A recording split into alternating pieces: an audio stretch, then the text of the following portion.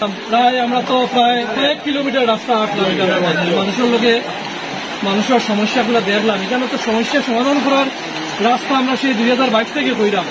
বন্যার সময় নদী ড্রেজিং করতে হইব, অপরিকল্পিত উন্নয়নের নামে লুটপাট। এই অপরিকল্পিত উন্নয়নের মাধ্যমে এই যে অবস্থা, হাজার হাজার কোটি টাকা লুটপাট, কিন্তু খাবার খাম কোনো কিছু নাই, নদী ড্রেজিং নাই।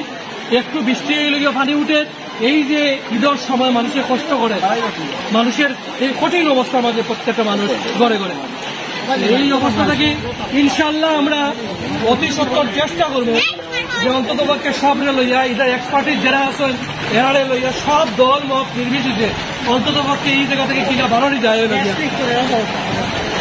এরকম গ্যাস লিক করে রেখে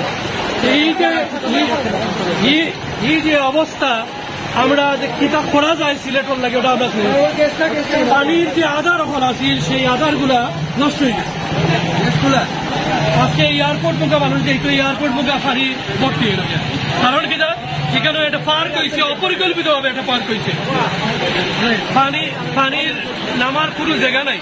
এবং জনগণের লইয়াও লিখে সিলেটর আমরা এটার এই অবস্থার উত্তোলন করতে হইব। জনগণের লইয়াও প্রতিবাদ ছাড়া কোনো জিনিস আদায় করা যায় না। এবার ইনশাল্লাহ আমরা মহিম গতবারও খুঁজলাম আমরা, কিন্তু খাবার খাস কোনো কিছু হয়েছে না। ওগুলিকে অটোগুলিতে বিষয়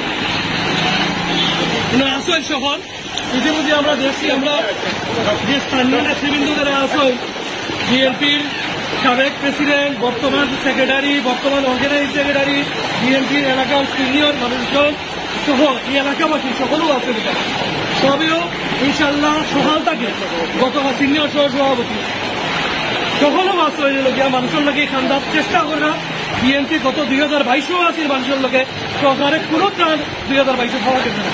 কেমন ভাবে বিএনপি আছে, এবারও বিএনপি আছে, তারেক রহমানের নির্দেশে এবারও আছে। ইনশাল্লাহ বিএনপি থাকবো।